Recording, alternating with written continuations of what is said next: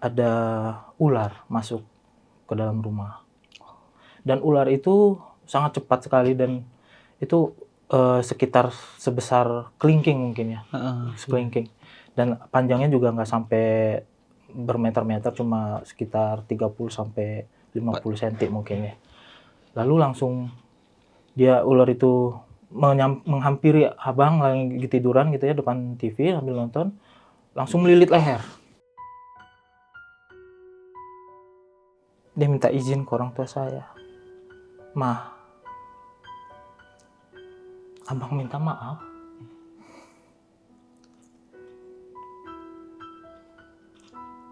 Sudah ada yang datang jemput."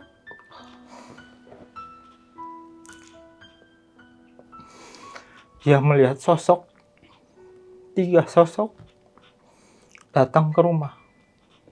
Dia melihat 3 sosok datang ke rumah berpakaian hitam. Dia bilang, "Udah datang yang jemput, ikhlasin abang mau pergi."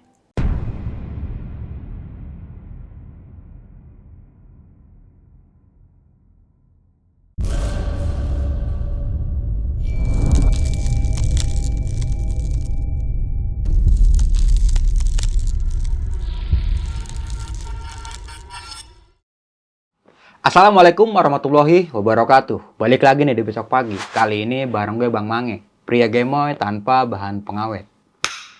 Ada yang berbeda di obrolan pada malam kali ini. Yang biasanya gue menghadirkan narasumber yang mempunyai cerita horor atau cerita mistis pendakian. Nah, pada malam kali ini berbeda banget nih. Gue menghadirkan salah satu narasumber yang spesial nih. Mempunyai cerita pengalaman pribadi yang unik dan gokil banget sini. Oke, langsung aja nih. Gue sapa narasumber gue pada malam kali ini. Selamat malam, Bang Taufik. Ya, selamat malam. Apa kabar nih, Bang Taufik? Alhamdulillah baik. Sehat ya, Bang ya? Sehat. Dari mana nih, Bang? Kalau boleh tahu. Asal saya dari Sumatera Utara, Medan. Medan, Bang Iya. ya? Wah, Abah Kareba. Bukan ya? Biar kabarmu. Apa bahasa Medannya? Apa kabar? Biar kabarmu. Biar kabarmu. Iya. Wah, oke. Sibukannya lagi apa sekarang nih, Bang? Biasa kerja kita. Kerja aja, Bang, karyawan ya. swasta. Nah, thank you banget nih, Bang, udah mau hadir dan mau berbagi sebuah pengalaman yang menurut gua ini agak sedih juga, emosi juga. Ya.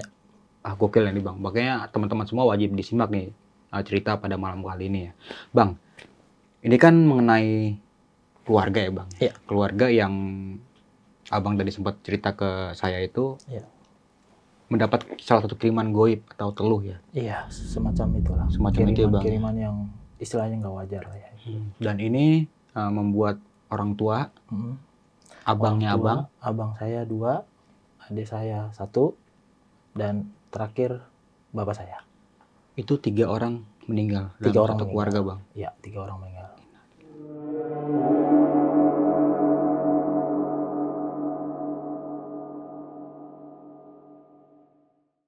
Oke, sebelum kita masuk ke ceritanya, kita doakan terlebih dahulu aja nih. Semoga almarhum bapaknya Bang Taufik ya dan juga keluarga ya, ditempatkan di surganya Allah Ta'ala. Dan bagi semua keluarga yang ditinggalkan, termasuk Bang Taufik nih, Bang ya.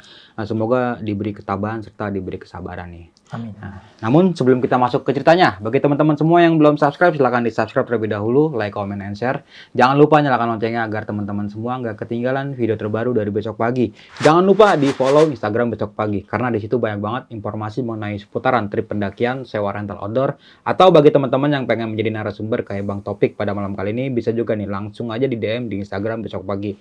Mau nggak mau, suka nggak suka, bahwa hal gaib itu ada di sekitar kita. Tanpa berlama-lama lagi, langsung aja kita masuk ceritanya.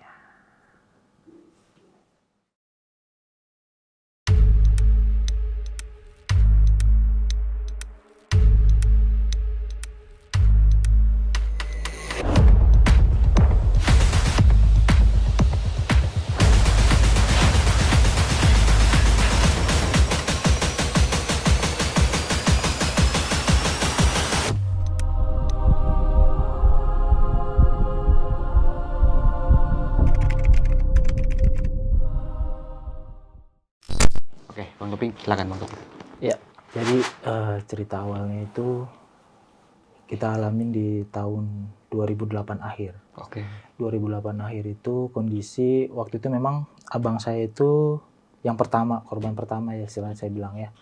Abang Naga itu waktu dulu dia memang merantau itu di daerah Bogor lah ya. Di Bogor itu ikut kakak saya yang paling tua, itu ada usaha semacam usaha jualan sayuran lah kayak gitu ya, sayuran toge. Cuma waktu itu nggak berselang lama, jadi ada kayak apa istilahnya ya, usahanya lagi down gitu ya. Jadi abang saya juga dan keluarga memutuskan untuk udah kita balik ke Medan gitu kan, balik ke kampung. Nama kampungnya itu di Padang Sidimpuan gitu ya.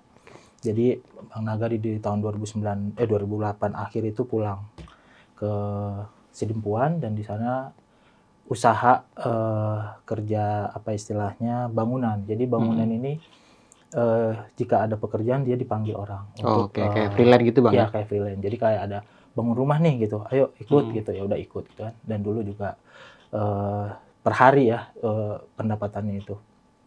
Nah suatu ketika itu jadi pada malam hari di rumah itu ada yang aneh terjadi sama abang saya. Jadi malamnya itu dia merasa kedua jempolnya itu terasa dingin. Itu kalau dipegang, kalau kata orang tua saya, ibu saya, dipegang itu dingin. Dinginnya itu kayak es. Jadi pada saat dipegang itu tangan itu langsung kayak menggigil kayak ada kerutan, kayak kena habis rendam air gitu ya, rendam es. Nah di situ dia ngerasa dingin kakinya awalnya, terus naik lama-lama dari kaki sampai ke seluruh badan dingin gitu kan. Setelah merasa dingin, berselang 15 menit kemudian badan sudah dibungkus dengan selimut tebal gitu ya, udah dipakein kaos kaki segala macem, dia tetap menggigil kedinginan. Terus selang tadi 10 menit 15 menitan tiba-tiba dia merasa panas badan. Panasnya itu melebihi panas demam ya sekitar 40 atau mungkin lebih ya. Waktu itu kita memang nggak cek juga, tapi dia bilang panas badan, sampai mama juga pegang badannya semua panas memang. Dan dia minta dibuka semua selimut yang tadi udah terpasang, dibuka, dibongkar semua. Walaupun udah tinggal sehelai pakaian aja dia masih terasa panas gitu kan. Kemudian nggak lama kemudian keluarlah kayak keringat dingin. Keringat dingin ini membasahi itu, ini keringatnya badannya basah semua segala macam. Nah di situ kita masih bingung kenapa gitu kan. Karena memang kondisinya waktu sebelum kejadian siangnya itu jadi orang tua saya dan abang saya tidur di depan TV sambil nonton gitu ya. Jadi memang keadaan kondisi pintu depan itu terbuka gitu, dan itu kondisi siang menjelang sore lah. Dan ada kayak mama waktu itu ngelihat ada ular masuk ke dalam rumah. Dan ular itu sangat cepat sekali dan itu sekitar sebesar kelingking mungkin ya, sekelingking. Dan panjangnya juga nggak sampai bermeter-meter, cuma sekitar 30 sampai 50 cm mungkin ya. Lalu langsung ular itu menghampiri abang lagi tiduran gitu ya depan TV sambil nonton, langsung melilit leher dan tiba-tiba sontak bapak dan ibu saya langsung menarik itu ular, karena abang saya juga udah seakan kayak dicekek gitu ya sama ular, langsung ditarik, dibanting lah tuh ular. Itu waktu itu kondisi itu ular masih hidup lah istilahnya kan, masih terkapar gitu. Kemudian diambil semacam alat gitu, dipukul, baru mati lah tuh ularnya. Ya. Nah dari situ kita belum berpikir ini apa, pikirannya cuma mungkin memang ular nyasar mungkin ke rumah gitu kan, belum berpikir kayak gimana. Yang penting kita fokus ke kondisi abang waktu itu kan, kondisinya memang udah drop di atas kasur aja gitu tiduran, dan berobat kemana gitu kan. Dia coba waktu itu memang ada seorang dibilang dokter, mungkin belum dokter ya, kayak mantri mungkin ya, kalau di sana sebutnya mantri. Nah mantri itu kita panggil untuk ngecek kondisi gitu kan. Nah waktu itu dibilang hanya meriang, hanya demam biasa ya, gitu demam, meriang, kecapean atau apa gitu. Dikasih obat, dikasih ini. Cuma lama-lama nih penyakit ini kambuh hilang. Jadi selang beberapa jam dia seperti panas dingin lagi, terus panas lagi, dingin lagi, begitu terus. Bahkan udah istilahnya obat udah masuk segala macam, udah dikasih apa segala macam makanan juga sebenarnya dia udah milih, maksudnya nggak ada semua makanan udah nggak masuk juga kan. Dipantang gitu Dipantang. makannya. Dan udah dikasih beberapa obat dan memang waktu itu belum dibawa ke rumah sakit waktu itu ya. Dan dilihat kondisi beberapa hari kemudian kok masih seperti ini gitu kan, udah nggak bisa berdiri juga dari tempat tidur gitu ya, udah geletak aja gitu ya. Tadinya abang saya ini kondisinya memang badannya kalau sudah saya bilang ya, dia cukup atletis gitu ya, maksudnya dia juga rajin olahraga karena waktu itu di kampung juga dia salah satu pemain timnas desa situlah istilahnya gitu kan, jadi sering main bola kemana-mana gitu kan. Waktu itu lapangan besar, belum futsal waktu itu. Nah, cerita singkatnya, kondisi abang makin drop gitu kan, berobat kemana-mana gitu kan. Nah, ada beberapa pengobatan yang sempat juga waktu itu dibawa ke rumah sakit. Jadi kondisi udah drop, udah sama, ini badan udah habis. Badan itu udah kalau boleh saya bilang udah tinggal kayak tulang hidup aja gitu. Jadi tinggal tulang sama kulit. Daging ini semua kurus sekurus-kurusnya. Kurus sekurus-kurusnya udah kayak tengkorak hidup lah istilahnya gitu. Dibawalah ke rumah sakit. Di rumah sakit diinfus, diopname segala macam, dicek seluruh badan, dicek semuanya sampai berapa kali ronsen waktu itu saya ingat 2 kali ronsen dicek. Alhamdulillah secara medis tidak terdeteksi penyakit apapun. Cuma kondisi kata dokter memang butuh cairan, jadi sehingga harus masuk infus dan kemudian ada obat kayak penenang juga, peredar nyeri gitu kan, kemudian ada kayak vitamin gitu. Cuma waktu itu ada 12 hari di rumah sakit dan kondisinya abang juga tidak ada perkembangan gitu.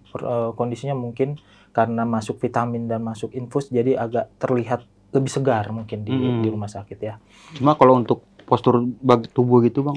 Postur tubuh masih gitu. Enggak nambah. Jadi sama aja. Jadi mungkin kalau boleh saya perkirakan dulu berat abang almarhum itu ya sampai 70 mungkin ada. Setelah ditimbang terakhir itu hanya 53 habis turun drastis habis. Dan jadi yang almarhum ini di rumah sakit menyampaikan ke orang tua dan kami keluarga dia nggak mau lagi di rumah sakit. Kita sebagai keluarga ini tetap berusaha yang terbaik gitu ya, tetap ingin berusaha tawakal untuk penyembuhan. Tapi yang bersangkutan meminta udah cukup, saya capek katanya di rumah sakit. Nggak ada efeknya, nggak ada ininya, nggak ada perubahan segala macam. Yang saya rasakan tetap sakit katanya.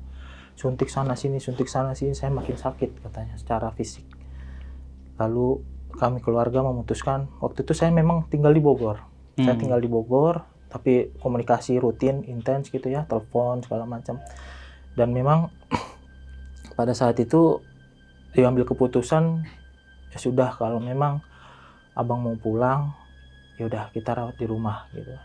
Dengan berat hati, dokter juga menyarankan sebenarnya biar tetap ada tenaga dan ini tetap diinfus. Dan sempat waktu itu di rumah juga masih masuk infus dengan kayak oksigen juga ya waktu itu ya, dikasih oksigen juga.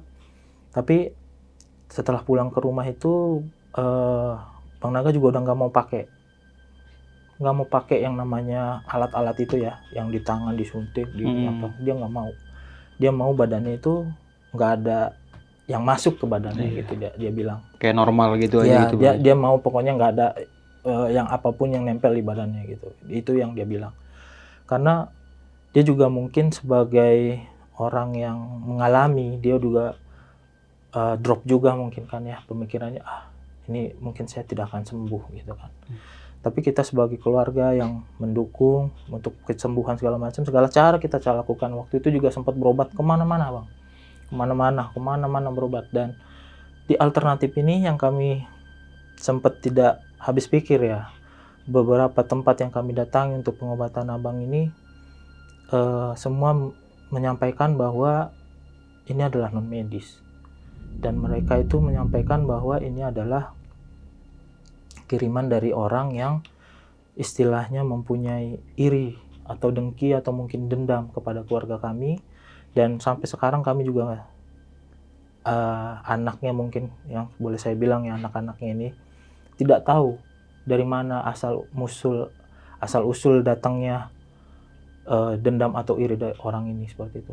Dan mungkin juga saya di sini juga mungkin memohon maaf gitu jika memang ada keluarga, sanak famili di kampung ataupun di mana berada kesalahan kami gitu di masa lampau. Kami mohon maaf. Cukup, kami mohon maaf. Kembali ke cerita,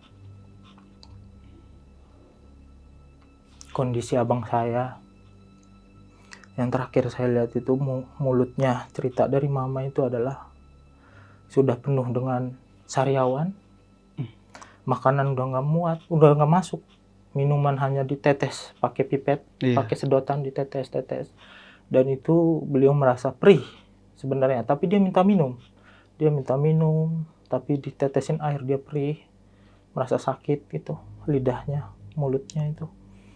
Dan itu beberapa hari di rumah setelah pulang dari rumah sakit, hanya berselang 3 hari. Dan di hari terakhirnya dia bilang, dia minta izin ke orang tua saya. "Ma, abang minta maaf.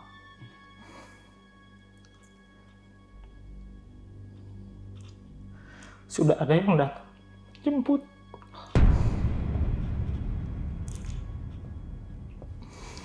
Dia melihat 3 sosok datang ke rumah. Dia melihat 3 sosok datang ke rumah berpakaian hitam. Dia bilang, udah datang yang jemput, ikhlasin, abang mau pergi." Di hari terakhir dia minta mandiin saya. Saya mau mandi. Dia bersikeras mau mandi. Dia usaha ke kamar mandi. Dan waktu itu dituntun sama abang saya yang di sana dan bapak. Dibersihin semua. Dia ikut membasuh badannya. Dan setelah mandi, dia minta makan. Dia minta makan roti dan susu.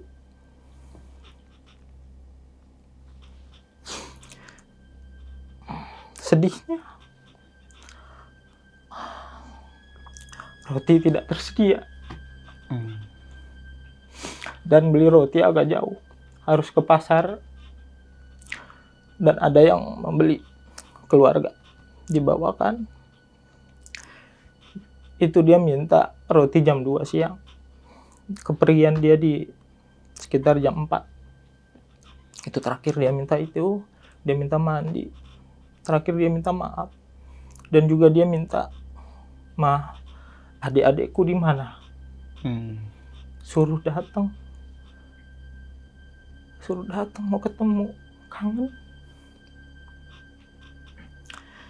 Kondisi kami semua ada di perantauan. Kami ada 10.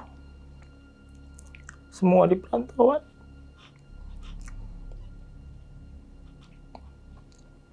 Dan terakhir setelah dia bilang izin pamit, istilahnya pamit, saya masih sempat telepon, tapi waktu itu memang suaranya sudah terbata-bata dan hanya suara nafas yang terdengar. Ya, mama mengiyakan. Gak lama almarhum meninggal. Beliau meninggal. Dan kami juga tetap mempertanyakan ke beberapa pengobatan alternatif. Karena awalnya kami tidak menyangka hal ini akan terjadi. Maksudnya di luar dugaan kami, masih ada mungkin orang yang berbuat seperti ini gitu loh. Dan kami, ya tadi balik lagi, kami tidak tahu kesalahan keluarga kami apa. Mungkin kami hilaf, kami melakukan kesalahan kepada orang yang mengirimi. Kami tidak tahu di mana. Kami manusia biasa. Kami tidak tahu. Sampai sekarang saya juga pernah sempat waktu itu bertanya ke bapak, ke orang tua, kenapa kok bisa orang berbuat seperti ini gitu. Tapi nggak tahu, nggak ada yang tahu. Setelah itu lanjut ke korban adik saya. Jadi adik saya waktu itu di tahun 2009 dia masih sekolah ya, SMA waktu itu kelas 3, dan waktu itu memang lagi mau UN waktu itu ya, masih UN namanya, ujian akhir nasional UAN. Dan dia juga mengalami hampir mirip. Jadi yang dialami ini, dia merasa sakit perutnya sakit, kemudian kondisinya juga sama, naik panas dingin segala macam. Tapi namanya dia istilahnya nggak kepikiran ini penyakit gitu ya. Jadi dia pikir biasa cuma sakit aja gitu. biasa, iya cuma sakit biasa, dan sakitnya masih bisa dia bawa gitu kan. Nggak seperti abang saya sebelumnya yang langsung drop gitu ya dari kaki. Nah dia ngerasa biasa, dia masih main, masih biasa gitu ya, namanya anak SMA gitulah ya. Dia masih main segala macam dan temannya masih diajak main ke rumah segala macam. Tapi yang kita lihat adalah perubahan pada bentuk tubuhnya. Jadi nggak lama setelah dia merasa keluhan sakit itu, perutnya membesar. Dia tuh memang nggak terlalu lama sakitnya, itu sekitar 2 bulanan ngalamin sakit itu 2 bulanan. Jadi pas udah besar itu kami di keluarga juga sempat bawa juga ke dokter ya, ke rumah sakit, dan itu katanya cairan di perut sempat dikeluarkan juga pakai selang ya, selang, dan dokter mengasih lihat itu bahwa cairannya kuning pucat seperti itu ya, kayak nanah tapi ada beningnya juga gitu. Jadi kayak kuning pucat gitu. Dibilang nanah kata dokter, bukan, tapi cairan berbentuk warna kuning pucat itu. Dikeluarin tapi nggak kempes gitu, perutnya nggak kempes. Padahal yang keluar tuh kadang udah banyak ya. Kalau di kedokteran itu dia kasih kayak tempat kayak darah gitu, yang kayak kantong darah itu ya? Kantong darah, taruh situ dikeluarin, ntar berapa menit kemudian diambil ganti gitu kan. Tapi nggak berubah kondisi perutnya ini kan, tetap masih besar gitu. Di rumah sakit juga sempat 3 hari dia dirawat, dikasih opnen juga. Cuma sama dia ngerasa, mah nggak mau di rumah sakit gitu, dia bilang. Nggak ada gunanya, dia bilang gitu. Nggak ada efeknya katanya gitu. Dia bilang kayak gitu. Dia mau minta pulang. Semua ya, dari almarhum abang saya juga minta pulang gitu. Maunya di rumah, nggak mau dirawat di rumah sakit. Dan waktu itu ada banyak, jadi mulai abang saya itu udah banyak keluarga pada datang kan, menjenguk, ini banyak saran untuk berobat, dibawa ke sini ke sana ke sana. Itu hampir semua orang tua saya yang di sana itu menjalani pengobatan itu gitu kan. Cuma semua hampir menyatakan bahwa ini bukan medis gitu kan. Ini ada hal-hal goib yang istilahnya dikirim sama ya orang lain gitu ya. Tapi kami di keluarga jujur sampai sekarang kami belum percaya dan belum istilahnya masa iya gitu ada seperti ini gitu. Masih ya kita percaya goib, tapi untuk sampai orang tega melakukan itu ke keluarga kami, itu kita nggak tahu asal muasal itu dari seperti apa gitu.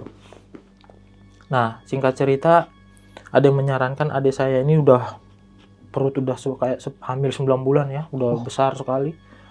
Menyarankan coba dibawa ke kota Medan katanya. Dari Medan itu ke tempat kami sekitar 12 jam lah ya, naik darat. Karena belum ada lewat udara waktu itu.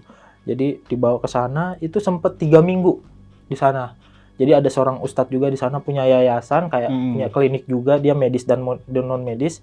Tapi dia ada kayak penginapan itu buat pasien. Oh iya. Ya, jadi adik saya disarankan untuk menginap dulu katanya.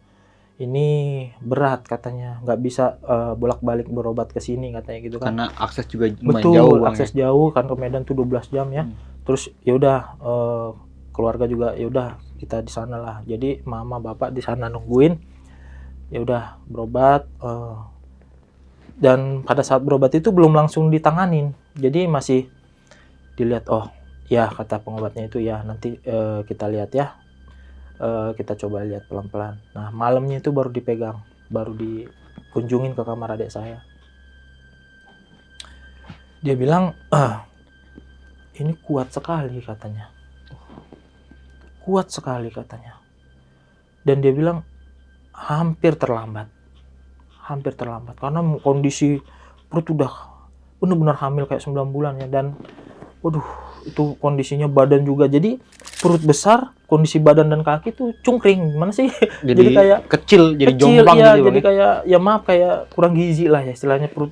Terus ya udah dipegang sama dia, dikasih obat. Obatnya hanya air minum, air putih yang udah mungkin dikasih bacaan doa sama dia ya. Dikasih, nggak ada obat apa-apa. Cuma itu berangsur-angsur alhamdulillah perutnya kempes, udah bisa gerakin kaki, udah bisa ini kan. Alhamdulillah. Nah itu seminggu, 2 minggu kemudian udah mulai rata. 2 minggu kemudian udah mulai rata. Tapi si yang pengobatnya ini bilang jangan dulu pulang. Karena waktu itu memang kondisi udah, adik saya juga udah riang lah ya, kelihatan udah sehat cerah, gitu udah ya. sehat gitu kan, udah biasa aja, perut juga udah rata. Terus jangan dulu ini ya, kita pemulihan dulu katanya. Kita pemulihan, pembersihan segala macam. Dan makan udah mau, dan kondisinya juga memang sama, sariawan juga. Penuh mulut sariawan sampai keluar, dan itu sampai berwarna tuh udah bukan merah ya, udah kayak ungu kehitam-hitaman waktu itu. Jadi kayak ngelihatnya juga kita, aduh kenapa ini gitu kan, kayak nggak wajar gitu. Kalau sariawan kan mungkin merah putih gitu kan. Dan itu paling cuma ada 1 atau 2 Iya, gitu ini Bang. banyak sampai ke bibir sampai ini. Jadi makanan apa tuh susah masuk gitu. Mesti kayak bubur cair yang benar-benar cair, kayak ibu makan bubur bayi gitu. Itu juga perih, masukkan air putih aja perih gitu. Nah, udah alhamdulillah udah turun ininya apa, perutnya udah kempes gitu ya. Kurang lebih 3 minggu di situ baru pulang ke Medan. Pulang ke rumah ke Sidimpuan. Pulang, dan alhamdulillah sampai sekarang adik saya ya alhamdulillah sembuh. Cuma memang waktu itu sampai sekarang juga dia masih mengalami ada kejanggalan di perutnya. Kalau dia cerita itu kayak semacam ada gumpalan daging ya, gumpalan daging yang kadang turun ke kantung kemih. Dan itu dia merasa perih sekali, jadi dia harus berusaha menaikkannya sendiri. Dan memang waktu itu kita nggak sampai sekarang juga belum dioperasi sih, cuma pada saat di ronsen juga tidak terlihat apa-apa. Oh, di ronsen kosong. Kosong, tidak terlihat apa-apa. Dan almarhum abang saya juga nggak terlihat apa-apa, wajar aja gitu. Maksudnya kalau kata dokter, aduh nggak ada, cek darah, cek apa segala macam nggak Normal semua. normal. Cuma kondisi badan aja yang drop, lemas ya, makanya dikasih cairan, infus, vitamin gitu. Nggak ada. Sampai dokter tuh berapa orang ya, dokter tuh bilang nggak ada gitu. Dan adik saya sekarang alhamdulillah udah beraktivitas dan sekarang udah punya keluarga ya di Pekanbaru. Anaknya udah 2 gitu ya. Sehat terus gitu ya. Jadi memang kondisinya sekarang itu efek sampingnya, dia badannya nggak bisa gemuk. Nggak bisa gemuk karena ada itu juga sakitnya itu ya. Mungkin itu efek Berarti sampai sekarang masih sering sakit kayak gitu Bang perutnya? Iya, jadi kalau dia kecapean apa segala macam, kalau kata orang mungkin turun berok ya, tapi ini kondisinya dia di atas, di perut sini turun ke bawah gitu. Jadi bukan, kalau turun berok kan di ini ya. Di situ di bawah pusar ya. Di bawah pusar. Kalau dia tuh dari atas turun ke bawah gitu kan. Kalau turun berok mungkin bisa diurut kalau kata orang kan ya. Dia juga udah diurut berapa kali tapi sampai sekarang ya itu keluhan dia. Kalau turun tuh dia sakit langsung lemes gitu. Jadi dia harus angkat dulu ke atas lagi baru dia bisa beraktivitas lagi gitu. Tapi dia ngerasain kayak ada gumpalan daging gitu. Ada. Dia kalau dia pernah kasih nunjuk perutnya itu kalau diangkat memang kayak bulat gitu. Didorong ke atas sama dia gitu. Didorongnya tuh kayak pakai jari gini kan, 4 jari. Kayak nih, kayak kantong dia kata gitu. Oh, diangkat gini memang ada gitu bulatan. Nah, diposisiin lah sama dia di atas. Oh, udah, baru dia tenang. Kalau udah di atas. Di ronsen nggak ada. Nggak ada sama sekali. Dokter pun dokter juga pegang ada apa gitu, tapi nggak, di ronsen nggak ada. Alhamdulillah nggak ada. Dan itu kita semua ya bersyukurnya alhamdulillahnya ya memang ya nggak terjadi ke saya kayak almarhum abang ya. Mm-mm. Sembuh alhamdulillah. Tapi ada cerita di salah satu yang pengobatan alternatif ya, dia bilang ini adalah kiriman yang mungkin katanya bisa kena ke semua anggota keluarga. Tapi pada saat yang kena ini misalkan ada yang sembuh, itu berhenti. Katanya seperti itu. Drop, berhenti, nggak ada lagi yang kena. Nah, dan kita sama sekali di keluarga itu nggak mikirin istilahnya ya kalau memang kata alternatif seperti itu ya kita berserah pada Allah. Kita berserah, kita serahkan semua penyakit datangnya dari Allah, sembuh juga dari Allah segala macam. Tapi kita tetap berusaha mencoba apa yang dikasih pengobatan dari alternatif kita jalanin. Tapi semua hampir rata itu adalah hanya sekedar air putih yang dia bacakan, disuruh minum, dan ada juga yang diusap-usap ke bagian yang sakit. Dan memang alhamdulillah alternatif juga membantu penyembuhan dan maksudnya mengurangi lah istilahnya yang mereka rasakan ini yang nyeri apa segala macam itu memang betul berkurang. Yang biasanya 15-10 menit kambuh berasa nggak enak badan sakit gitu, itu diolesin diminum itu nggak lebih tenang lah istilahnya gitu. Itu keluarga kami hampir istilahnya tidak mengalami hal-hal yang aneh beberapa tahun kemudian. Aman aja tuh. Aman. Tapi di 2021 sekitar 10 tahun ya, 9 tahun 10 tahun setelah adik saya itu, abang 2 tingkat di atas saya, ini mereka adalah kembar ya, Bang Akbar sama Bang Ahmad namanya. Mereka tuh kembar. Dan kembarnya memang benar-benar mirip gitu. Jadi yang kena ini abang saya. Nah, Bang Akbar ini juga tadinya merantau di Bogor, tapi dia di Ciawi waktu itu jualan di Pasar Ciawi. Jualan sayur lama juga di Bogor. Dan memang kondisi juga memang waktu itu dia sebenarnya bekerja udah lama juga di Bogor, terus waktu itu emang kondisi sakit dan dia juga udah mengeluhkan, tapi sakitnya di kepala. Yang dikeluhkan di Bogor tuh di kepala, selalu nyut-nyutan, nggak bisa tidur apa segala macam. Dan orang tua menyarankan udah pulang dulu berobat gitu kan, ya udah pulang lah dia. Pulang dengan ini di sebulan, 2 bulan, 3 bulan tuh biasa aja di kampung gitu, nggak merasakan apa-apa. Nah kondisinya memang waktu itu ya dia yang di kampung dan orang tua dan ada adik juga, tapi kan ke Pekanbaru ya, jaraknya tuh 8 jaman lah ke Pekanbaru kan. Nah dia yang menemani orang tua. Kemudian dia ini lebih sama kayak adik saya juga, awalnya tuh tidak merasakan hal-hal yang dirasakan abang saya yang pertama, yang kakinya terasa dingin itu enggak. Jadi dia cuma ngerasa perut saya mules-mules gitulah gitu. Dia bilang nggak enak gitu. Terus ya udah, karena kita mikirnya cuma sakit perut biasa gitu ya, jadi kita juga nggak berpikiran ini apa gitu punya sakitnya kan. Nah kemudian sama juga beberapa ini dia mengeluhkan itu sering sakit ini. Nah ngedrop-dropnya itu dia setelah mengeluhkan itu sekitar 3 mingguan kalau nggak salah kata ibu ya, 3 mingguan dia keluhkan sakit perutnya itu sampai istilahnya nyeri banget, nyeri sakitnya itu sampai kayak ditusuk-tusuk katanya perut, teriak-teriak marah-marah, perutnya terasa sakit gitu, ada yang ditusuk-tusuk. Di sini kami ingat kembali dengan pengobatan alternatif, dan yang merasakan mungkin lebih peka itu adalah ibu ya.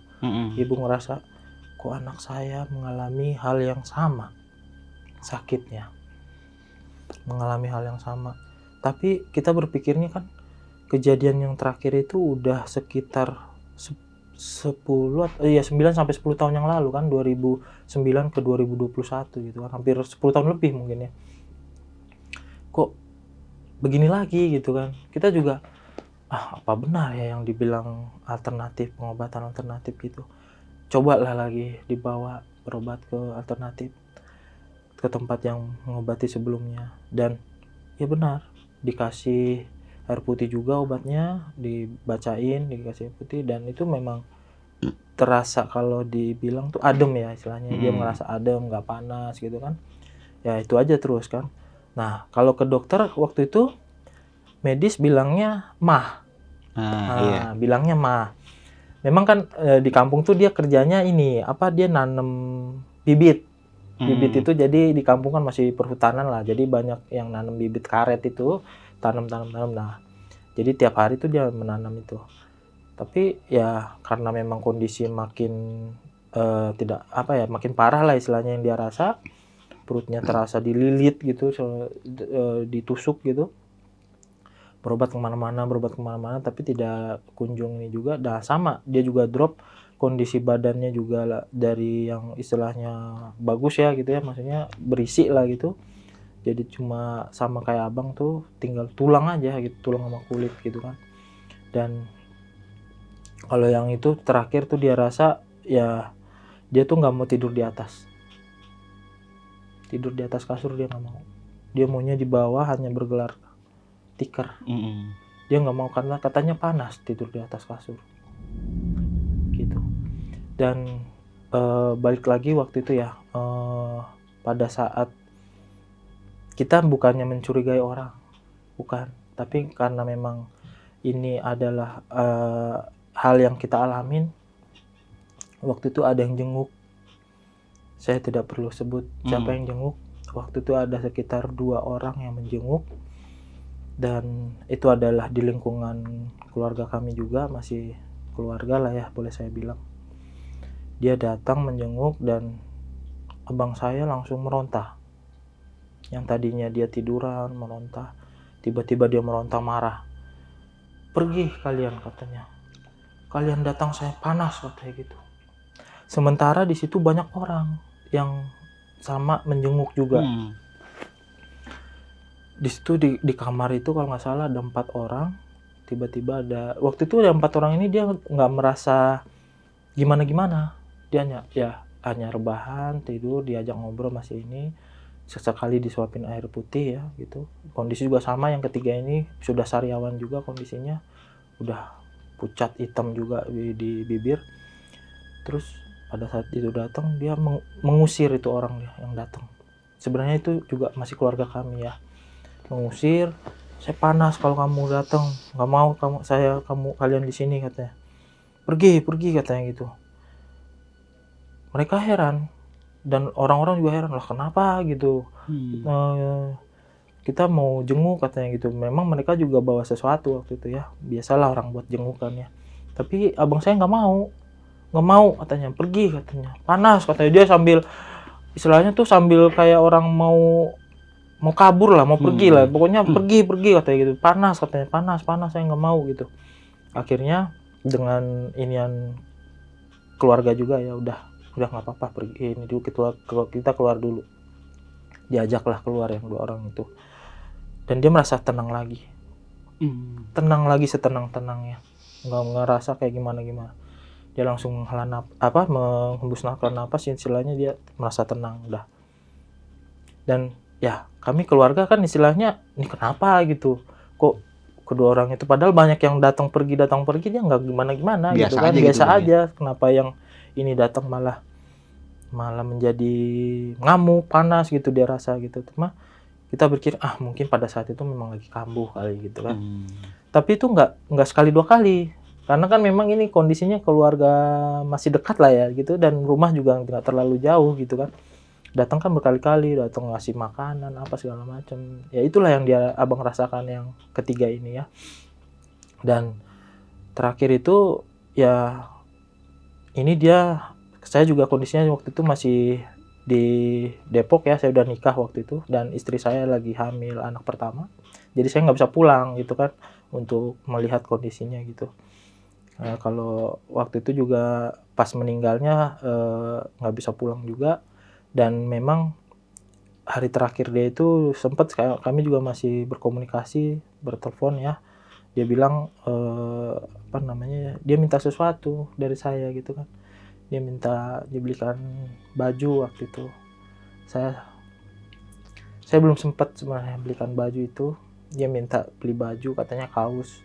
Dia kepengen dari uang kerja saya gitu. Akhirnya memang waktu dia meninggal berselang beberapa bulan kemudian kan hari raya. Jadi saya pulang, saya bawa baju itu, saya taruh lah di lemari di rumah kan. Saya datang ke makamnya, "Bang, udah saya bawa bajunya," gitu. Dan kondisinya juga waktu dia pergi itu sama kayak yang pertama. Dia udah nggak mau makan dan apa namanya, minum juga udah nggak masuk gitu ya, dan kondisinya juga memang udah, ya kalau orang tua saya bilang sih dia udah merasa anaknya ini udah nggak ada gitu. Maksudnya udah memang udah waktunya gitulah gitu ya. Dan memang waktu itu juga alhamdulillahnya kata mama mereka perginya ya dengan pamit gitu ke mama gitu kan. Karena mungkin orang tua atau ibu saya yang paling mengurusi mereka. Terakhir itu dia hanya bilang gini, pada saat dia disuapin makan sama mama kan, dia berbisik sama mama, "Mah, capek ya ngurus abang gitu. Capek ya mah," katanya gitu. "Sabar ya mah," katanya.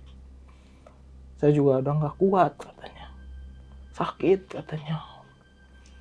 "Kalau udah lagi kambuh," katanya, "sakit seluruh badan tuh kayak dikulitin," katanya. "Sakit, nggak kuat mah, nggak kuat. Sabar ya mah ya. Sabar, mama ngurusin ya, yang ikhlas," katanya gitu. Itu ya hubungan ke mama saya masih inget itu. Terngiang-ngiang selalu kata-kata terakhir dari kedua abang saya itu kan. Ikhlas. Ini udah gak lama, mama yang ikhlas ya, sabar, capek ngurusin saya. Itu abang ini paling lama sakitnya, hampir 3 bulan. 3 bulan sakit seperti itu, habis badannya. Habis, kurus gitu kan. Hanya tinggal tulang kalau boleh bisa dibilang, tulang dan kulit. Dan saya masih ada tuh foto terakhir dia di kafeni gitu ya, kain kafan, dan udah dibungkus kain yang hijau itu kan, ada fotonya itu terakhir. Jadi pada saat itu kepergian abang ya, yang kedua abang saya, kita biasa di sana kan mengadakan tahlilan.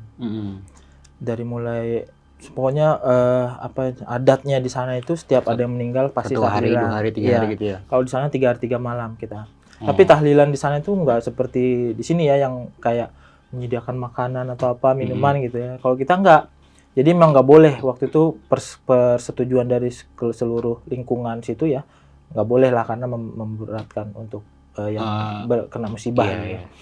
Jadi rumah itu kan jaraknya ke jalan itu sekitar ada 10 meter ya. Kita kayak masuk gang, terus ketemu rumah ada gang gitu kan. Nah, di itu kan jalanan anak-anak untuk ke sekolah gitu. Jadi di belakang rumah tuh ada sekolah Impres, SD Impres namanya. Jadi anak sekolah tuh lewat situ gitu. Jadi kita nggak mungkin nih bikin tahlilan di rumah gitu kan, di jalan ini, jadi di jalan raya itulah. Kita tahlilan. Nah, hari pertama tahlilan meninggal abang saya yang kedua, ada seorang teman lah ya kalau saya bilang ya, dan itu juga dekat dengan almarhum abang saya yang pertama, yang meninggal itu juga, itu dekat sekali karena sama-sama main bola waktu itu, kemana-mana main bola antar kampung. Liga Tarkam ya? Ya, Liga Tarkam antar kampung, kemana-mana jauh. Waktu itu juga dulu sempet tuh abang saya yang almarhum Bang Naga sampai kecelakaan lah dalam bermain bola, itu tempurungnya geser. 3 bulan nggak bisa jalan itu, zaman-zamannya dia main bola kan itu. Jadi pada singkat ceritanya tahlilan hari pertama, malam pertama. Jadi di sana tuh tahlilan ada 3 kali. Jadi untuk anak gadis itu setelah asar.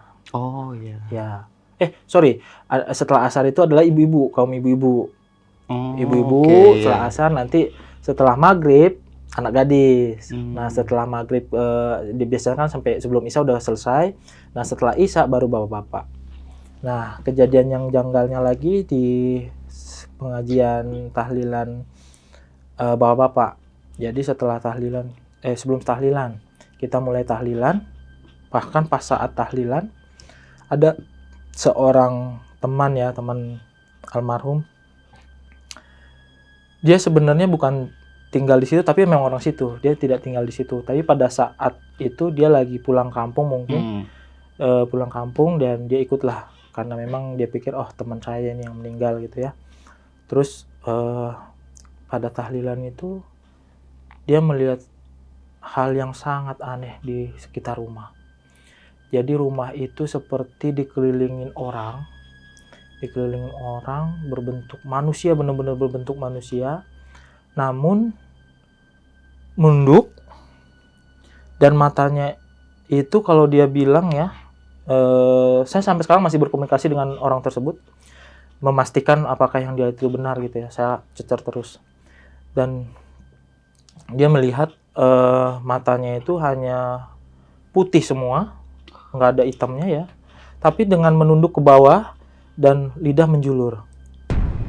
Dan lidah menjulur itu seakan-akan kayak anjing kelaparan gitu loh, gitu kan. Nah tapi dia aneh melihat itu, apa ini? Dia masih berpikir, ini apa yang dia lihat itu kan? Tapi dia lihat banyak. Sementara memang orang yang datang untuk pengajian itu banyak juga, dan itu memang kita kan duduk di jalan, tikar di jalan, ada tenda, taratak ya namanya tenda. Nah itu berbaris keliling, kita duduk keliling. Tapi yang dia lihat ini adalah mengelilingi rumah, sedangkan rumah antara pengajian kan jauh. Jadi ini dia ikut pengajian apa gimana katanya gitu. Dalam hati dia kan bercerita ke saya, ikut pengajian atau gimana kok rame sekali, nggak ikut duduk gitu. Tapi dia perhatikan kok ini kayaknya bukan manusia, dia bilang gitu. Tapi bentuknya manusia dan semuanya itu kayak biasa aja gitu. Kayak biasa jalan keliling rumah, dan bahkan katanya ada yang masuk rumah, melihat kondisi rumah, memantau lah katanya istilahnya gitu. Dan ini kondisi abang saya udah dikubur kan.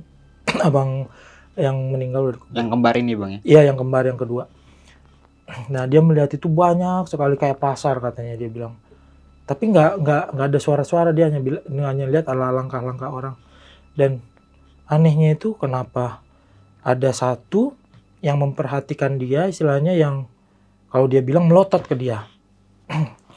Mungkin saya berpikir, mungkin karena kamu bisa mengetahui mereka gitu kan, makanya dia mungkin kesal atau apa. Wah, ada yang tahu nih gitu, makanya dia melotot. Tapi saya juga nggak tahu dia bisa berkomunikasi atau tidak dengan mereka gitu ya, karena memang waktu itu kita hanya fokus ke pengajian aja gitu kan.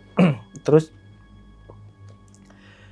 katanya bahwa mereka itu semua adalah masih mencari korban di keluarga saya. Makhluk yang ngelilingi rumah itu bang? Iya, jadi pada saat kondisi kami ada yang lemah saat itu, mereka akan masuk. Saya juga tidak mengerti masuknya seperti apa, tapi dia sampaikan seperti itu. Dan mereka masih mengincar gitu. Dan memang ya waktu itu kan kita fokus ke pengajian ya, dan fokus untuk membenahi rumah juga yang masih istilahnya baru kemalangan. Jadi kita tidak meneruskan apa yang dia katakan, maksudnya tidak memvalidasi gitu ya. Oh gitu aja, hanya mendengar kayak gitu. Jadi yaudah bang, nanti aja ya kita obrolin lagi gitu ya, mana masih banyak yang harus diinginkan karena baru meninggal gitu ya. Dan dia juga menyampaikan, ya nggak apa-apa katanya, nanti kita ini lagi deh kalau ada waktu kita bahas lagi gitu kan. Cuma sayangnya waktu dia besokannya itu dia langsung pergi keluar kota, katanya sih daerah Bogor juga ya waktu itu. Tapi kita belum sempat nggak cari tahu lah waktu itu.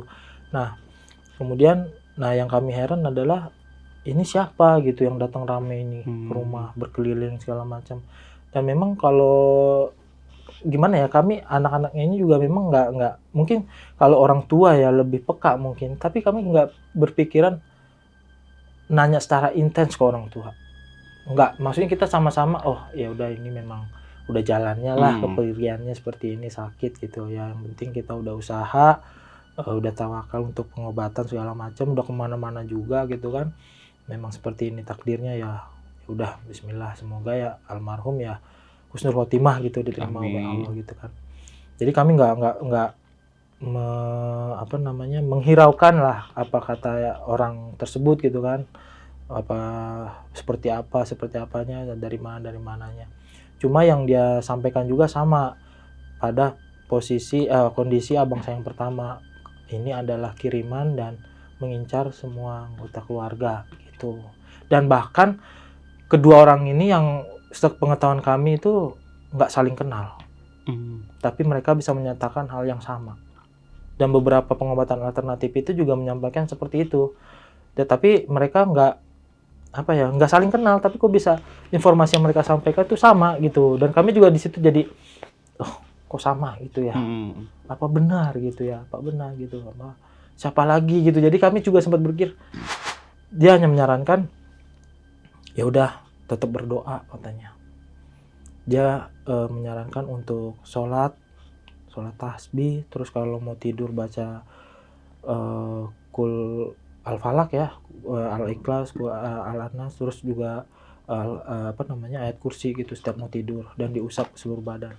Dan saya sampai sekarang saya jalanin insya Allah ya, ke anak-anak saya juga saya jalanin. Jadi sebelum tidur saya usap gitu, saya usap. Dan singkat cerita, setelah kejadian abang saya meninggal yang kedua, itu selang nggak sampai setahun ya, beberapa bulan, ayah saya dropnya. Memang waktu itu ya karena namanya orang tua juga ya, jadi memang ada keluhan di pernapasan. Memang ayah juga perokok berat ya. Oh betul, perokok berat. Udah dibilangin gitu ya, maksudnya tapi dia bilang tuh rokok tuh obatnya dia gitu. Jadi pada namanya orang tua kalau dibilangin gitu. Iya, jadi pada saat dia berhenti merokok, dia nggak enak nih badannya gitu. Ya udah, tapi dia tetap coba berhenti merokok. Nah, waktu itu sakitnya kita itu aja lah, pernapasan yang kita bawa ke rumah sakit, sempat dirawat 3 hari juga. Sempat bawa di rumah sakit 3 hari. Nah, yang kami heran juga, ini kakak saya yang mengalami, kondisinya kakak saya udah tinggal di kampung waktu itu ya, karena kondisi orang tua tinggal berdua gitu ya, ditemani sama kakak saya yang paling tua, anak pertama, perempuan. Nah, pada saat bapak di rumah sakit udah dirawat, jadi saya cerita dulu sedikit. Bapak kan adalah salah satu orang yang istilahnya di kampung tuh dipercaya oleh masyarakat gitu. Pergaulannya juga kemana-mana, dan di masjid juga adalah salah satu pengurus gitu ya. Dan bapak juga istilahnya di kampung itu kalau ada acara adat pasti diundang gitu, karena kita masih kental juga kan adat Mandailing Natal itu ya, masih kental juga, jadi sering diundang kemana-mana. Jadi bapak banyak yang yang kenal lah gitu ya. Nah, dan di sana juga ada pemerintahan lah kalau boleh saya bilang. Saya nggak lebih spesifik nyebutnya, petugas pemerintahan desa situ. Jadi ini ada kakak saya menanyakan gitu, Om, bapak di rumah sakit kok belum jenguk, kata kakak saya gitu kan. Terus ada yang nyeletuk gitu, Bang, masih hidup kan katanya, belum mati katanya gitu. Kakak saya langsung, hah, maksud kamu? Tapi ada yang nahan. Kakak saya udah marah kan, maksudnya. Itu siapa yang nanya gitu? Jadi waktu itu kakak saya nanya ke istilahnya, ini saya bilang om lah ya istilahnya gitu. Dan di situ memang kondisinya bukan dia sendiri nih yang ditanya kakak saya, ada orang lain gitu.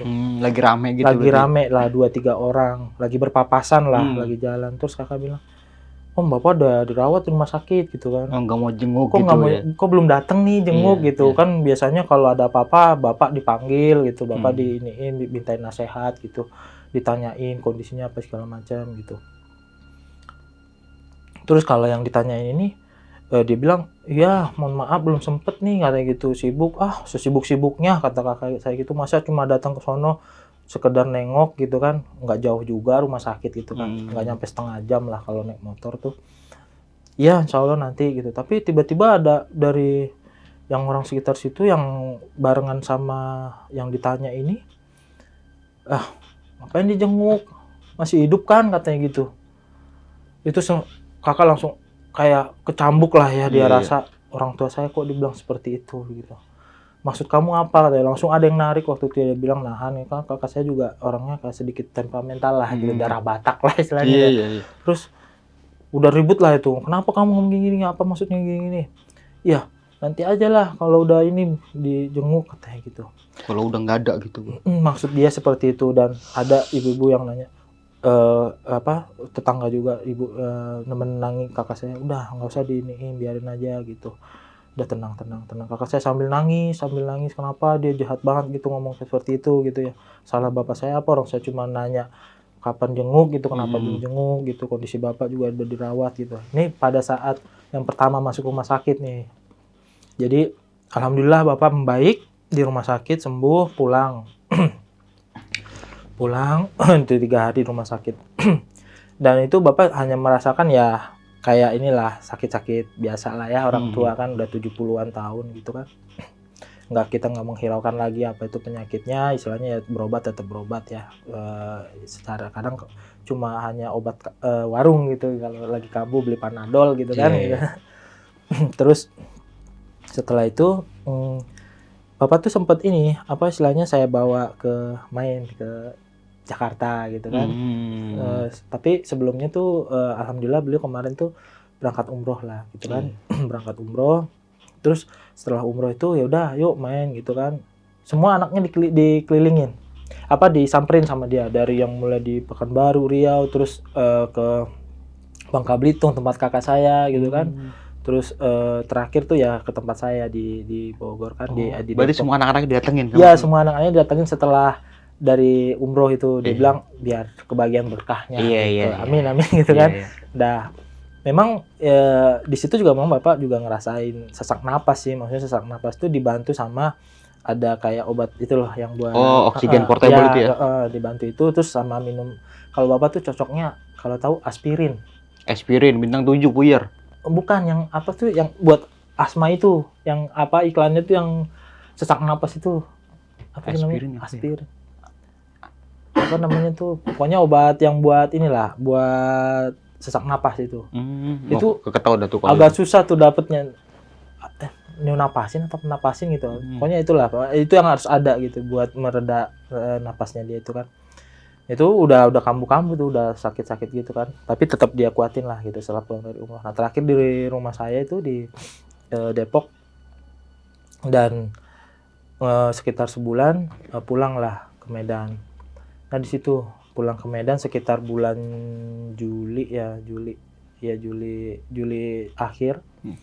Dan di Agustus bapak drop sedrop-dropnya itu. Dia setelah mengunjungi anaknya semua sakit lah dia kan. Balik lagi memang sakitnya dimulai dari pernapasannya sih agak sesak gitu ya. Terus bapak tuh nggak mau dibawa ke rumah sakit gitu kan. Dia masih merasa inilah nggak apa-apa gitu, cuma ini aja sakit ini napas gitu. Tapi tetap kita nyaranin ke rumah sakit gitu. Nah, sebelum ke rumah sakit tuh bapak sempat di rumah juga drop juga, sempat yang saya kirimin videonya itu kan. Bapak kalau kambuh tuh ngamuk, marah-marah gitu kan.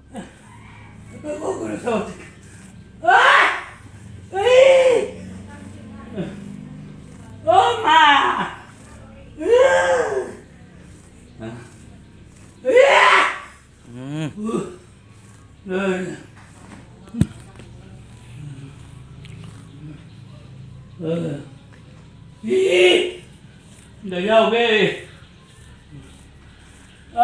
Ibu. Situ gada ko. Tingnan mo tulo. Tingnan mo pipuro man na mga bisina matinagon na mga region. Ulo. Dogo to da. Hindi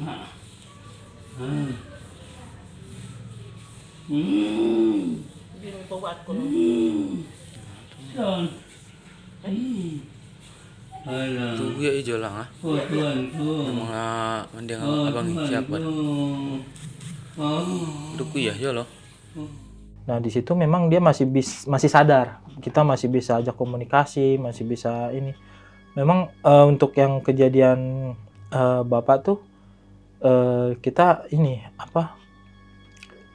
nggak berpikiran macam-macam gitu, karena memang mikirnya ini sakit orang tua gitu kan, sakit napas sesak napas gitu. Terus ya udah akhirnya ngelihat kondisi makin drop kan, dan di situ udah ini juga tuh, maksudnya makan udah nggak masuk. Jadi setiap dikasih ini muntah. Oke, sorry bang, bapak umur berapa bang pada saat itu? Waktu itu 75 udah. Oh 75. 75 udah umur 75. Dan kasih makan keluar, udah mama nyaranin udah ke rumah sakit aja gitu. Ke rumah sakit. Itu udah berapa tahun setelah yang sakit pertama nih. Jadi udah ke rumah sakit.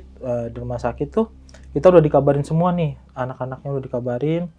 Alhamdulillah waktu itu saya bisa pulang ke rumah di hari pertama di rumah sakit. Bapak di rumah sakit 2 hari ya, dirawat 2 hari 2 malam. Jadi pas di rumah sakit itu memang saya melihat kondisinya itu emang udah. Nah, pada saat di rumah sakit yang tadi saya bilang masih ada orang yang keliling ke rumah itu, dan kita kan berobat kemana-mana juga ya. Dia bilang masih ada orang itu di situ. Dia memantau katanya. Dia melihat kondisi, dia melihat ini. Dan kami ada terakhir Bapak berobat adalah ke suatu desa juga. Dari situ sekitar itu nggak bisa ditempuh dengan mobil ya. Jadi harus naik kendaraan roda 2 dan itu habis makan waktu 2 jam waktu itu ya. Kita berobat ke sana dan dikasih sama air putih juga. Ini kondisi udah di rumah sakit nih, dikasih air putih terus dikasih minum. Nah, itu Bapak merasa tenang. Sebelum lanjut ke cerita, untuk kalian yang ingin menjadi narasumber di besok pagi dan mempunyai cerita horor dalam pendakian, kalian bisa kirim cerita kalian ke Instagram official besokpagi.idv atau melalui email besokpagi.ch@gmail.com. Jadi setelah merasa tenang dikasih obat, itu hanya air putih di dalam botol bekas waktu itu botol aqua, karena memang kita kondisinya udah panik ya. Anak semua udah ngumpul di rumah sakit, hanya satu yang nggak bisa datang yang di Bangka Belitung, karena kondisi yang di Bangka Belitung itu kebetulan baru meninggal juga suaminya. Jadi kakak yang kedua perempuan itu baru meninggal suaminya belum 40 hari waktu itu kan, kalau kata orang katanya belum bisa lah ditinggal kalau belum 40 hari gitu kan. Ya udah, jadi kakak nggak bisa datang. Dan ya udah, kami semua udah kumpul, ada 7 orang itu udah kumpul di rumah sakit gitu ya. Kondisi saya juga melihatnya sangat prihatin sekali. Dan Bapak tuh udah merontanya itu dia nggak mau dipasangin sama kondisinya, nggak mau dipasangin selang, nggak mau dipasangin oksigen gitu. Dan udah nggak usah katanya, ini nggak sembuh katanya gitu. Selalu seperti itu dari keempat ini korbannya, nggak sembuh katanya, bukan ini obatnya katanya gitu kan. Terus abang saya datang bawa obat dari yang terakhir berobat ini ke daerah, saya nggak usah sebut nama ininya ya. Terus dihapusin semua badan Bapak, dihapusin terus diminumin. Bapak begini, kasih jempol ke abang saya. Bapak di situ tenang, baru bisa tidur. Itu bang, itu yang sangat kita alhamdulillah gitu ya, berobat Bapak. Tadinya tuh istilahnya kayak gimana ya, ngamuk, marah gini, Kayak gelisah gitu. Gelisah, nggak tenang, terus pokoknya kayak marah-marah lah istilahnya ke kita lah gitu kan. Dan dikasih obat itu alhamdulillah. Dan memang kan waktu itu kita hanya sebotol aqua yang istilahnya 600 ml ya, kita bawa ke sana dikasih itu kan. Dan kondisinya waktu besoknya itu habis obat ya, karena diminum apa segala macam. Terus Bapak bilang, udah hari terakhir ya, udah nggak usah katanya itu, nggak apa-apa, nggak usah di kesana lagi. Tapi si yang alternatif ini bilang, Bapak itu ada bilang,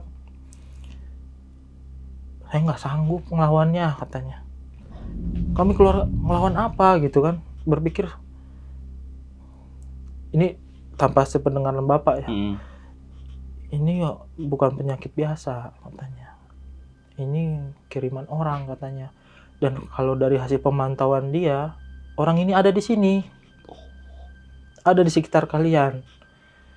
Merinding saya. Dia itu memantau kalian.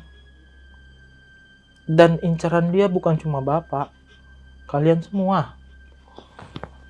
Dia bilang gitu. Sontak di situ kami langsung kaget. Astagfirullahaladzim, siapa gitu, udah mati. Kok bisa sebegitunya kalau memang dendam ke kami gitu ya? Apa salah kami gitu? Ya, saya juga nggak kuat katanya. Saya nggak kuat, bener-bener saya nggak kuat menghadapinya, kata yang ngobatin gitu ya. Itu. Tapi ada satu cara kalau kalian mau katanya. Caranya adalah carikan tempat yang jauh, kalau bisa yang jauh dari rumah kalian, bawa Bapak ke sana tanpa sepengetahuan orang ini. Gimana caranya coba bang? Kami bawa bapak ke tempat itu. Dan waktu itu kami langsung garcep lah ya, gerak cepat. Ya udah pak, kami carikan pak. Yang penting bapak saya sembuh gitu. Karena kondisi bapak udah dengan mulut terbuka, lidah keluar, kondisi udah hitam sama sariawan juga, bercak-bercak putih, hitam segala macem. Udah seperti itu, udah gini. Udah begitu, napas sudah satu-satu. Dan panggil dokter, pasang itu oksigen. Bapak nggak mau. Sakit, pasang oksigen. Percuma katanya. Dan saya tapi Bapak alhamdulillah masih bisa tahmid ya. La ilaha illallah. Masih saya dengar, dan saya juga selalu talqin juga. Saya dengarkan ke kupingnya gitu. Dan kami juga yasinan di situ sekeluarga, gantian. Karena kondisi Bapak udah nggak bisa diajak komunikasi. Dan setelah kami dapat tempat,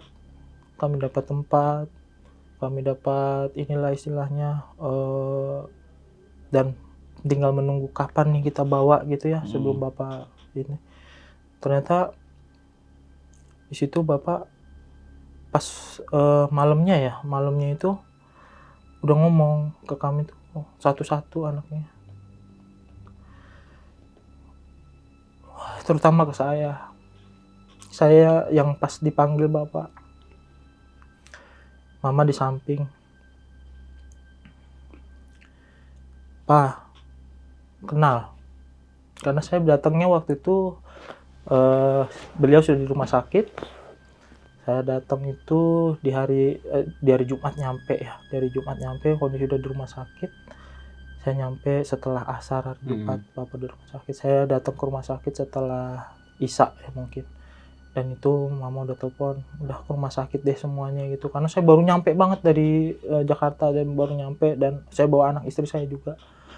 Dan waktu itu karena ini bang, saya tuh bawa beberapa di mobil. Saya dari pakai mobil waktu itu. Jadi hari Rabu dikabarin Bapak udah drop, saya langsung berangkat.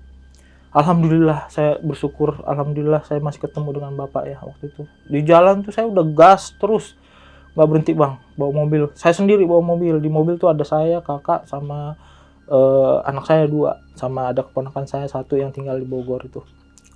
Terus ya udah, ayo Bismillah. Saya bawa sendiri bang.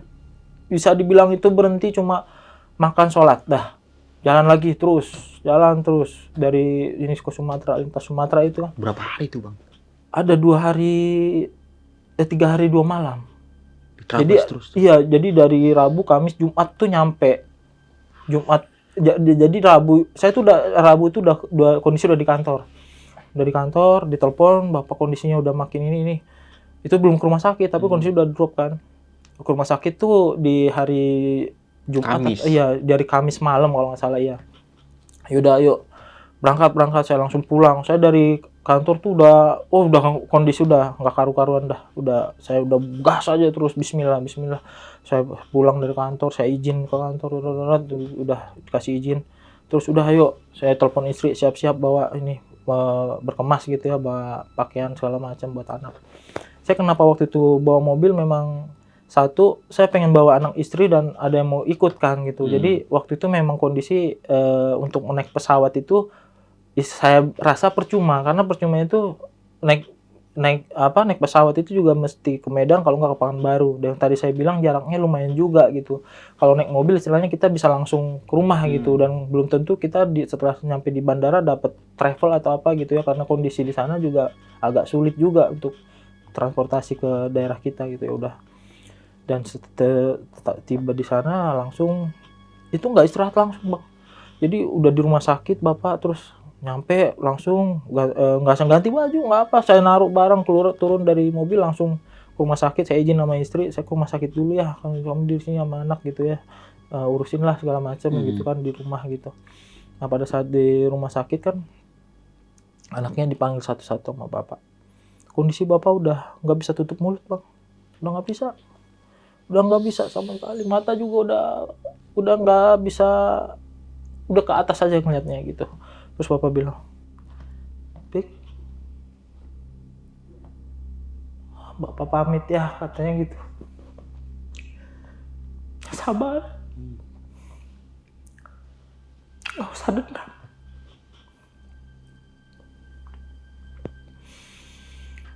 dia bilang mungkin orang yang mengalami dia tahu ini sakit bukan sakit biasa. Ini sakit bukan sakit medis. Dia tahu mungkin. Karena bapak saya juga kalau sepengetahuan saya adalah orang yang ngerti agama. Dia juga orang yang sholat nggak pernah tinggal. Sepengetahuan saya nggak pernah tinggal. Bahkan saya selalu diingatkan untuk sholat. Ngaji kemana-mana. Selalu ingat tahajud segala macam. Tapi di hari terakhirnya dia bilang, orang lempar batu, kita lempar pisang, kita kasih pisang, katanya. Maksudnya apa?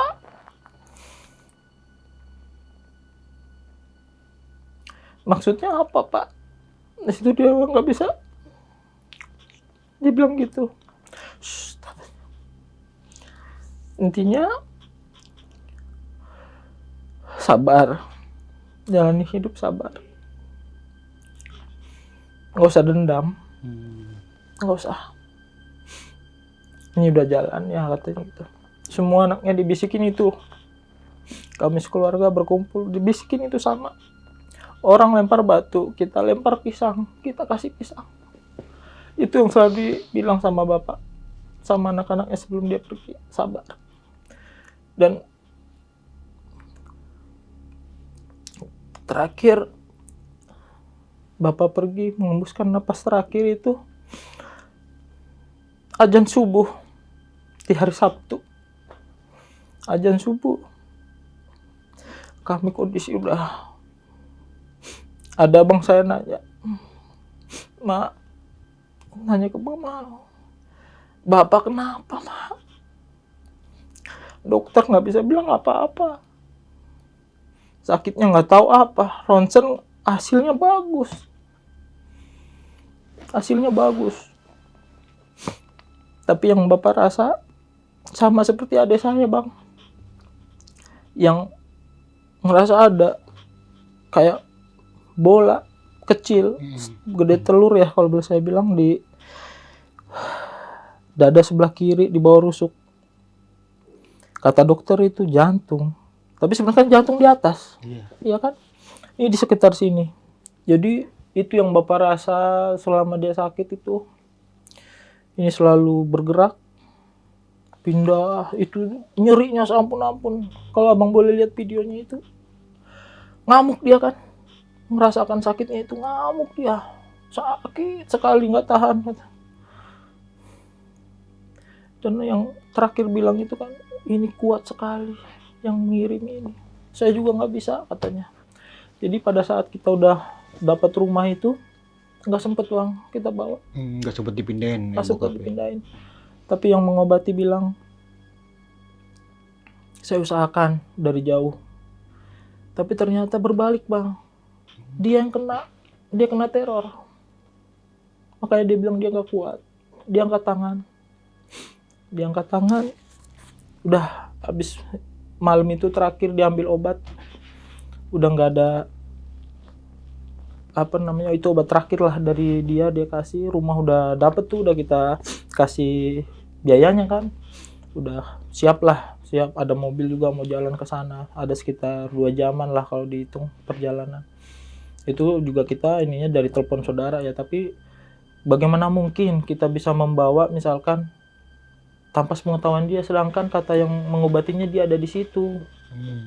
Bisa saja kita diikutin, bisa saja dia tahu kita bawa kemana gitu. Karena kata yang mengobati yang terakhir, kalau dia tahu, saya nggak bisa katanya. Saya nggak bisa, harus jauh dibawa. Informasi terakhir yang mengobati seperti itu. Karena kami fokus kepada Bapak ya, saat itu kami nggak istilahnya ya udahlah gitu, maksudnya mau dibawa juga ayo siap gitu kan. Cuma Bapak nggak mau, udah nggak mau, sakit saya mau bawa kemana lagi, udah di sini aja. Dan memang malam itu kita fokus memang untuk gimana Bapak tenang ya, karena diobatin terakhir obat itu Bapak agak tenang tidur.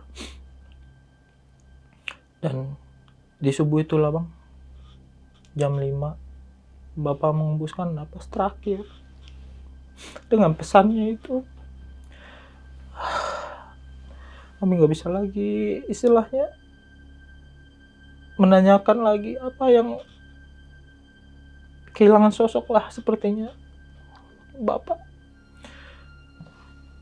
Terakhir pesannya dia itu ya itu, orang lempar batu, kita lempar pisang.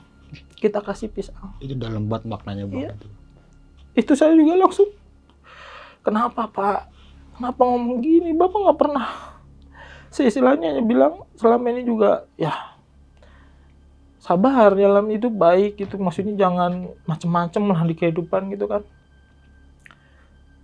Jalani yang lurus gitu, nggak usah macem-macem gitu. Tapi pada saat itu kenapa bilang itu? Seakan-akan dia tahu kalau dia itu dilempar batu sama orang. Tapi dia, saya juga nggak tahu, mungkin dia tahu atau tidaknya, kami tidak pernah memvalidasi karena kondisi Bapak seperti itu ya. Maksudnya Bapak kenapa? Kalau memang dia tahu siapa gitu, karena memang kalau kata yang mengobati kan dekat katanya. Orang dekat. Dan terakhir yang abang saya itu kan yang dia kepanasan pada saat saudara saya itu datang. Iya. Disitulah kami berpikir, wah kalau memang ini keluarga, tapi kami tidak menuduh, tidak suujon, dan tidak pernah berpikir bahwa itu adalah benar mereka yang melakukan gitu. Tidak pernah. Itu. Iya, tapi tidak pernah kami menanyakan mereka, maksudnya lah memang benar gini seperti yang kami dapat informasi, tapi tidak pernah itu kami ucapkan ke mereka gitu, walaupun kami kenal gitu dengan mereka. Tapi kami tidak menuduh, tidak seujon juga dengan mereka, karena mama juga bilang, nggak usah katanya gitu. Selagi mereka berbuat seperti itu, biarin kata mama. Kita yang penting kalau memang ada salah di kita ya kita minta maaf. Gak usah dihiraukan kata mama gitu. Istilahnya kalau memang itu semuanya itu dari Allah katanya. Kita kena seperti ini istilahnya kalau memang benar itu dari Allah katanya. Kita berusaha untuk kesembuhan, berusaha untuk tawakal lah, berobat gitu. Dan terakhir itu dari rumah sakit diurus semua administrasi ya, kita bawa pulang Bapak ke rumah. Dan setelah Bapak dikubur, di malam pertama juga kita tahlilan. Itu semua keluarga ada.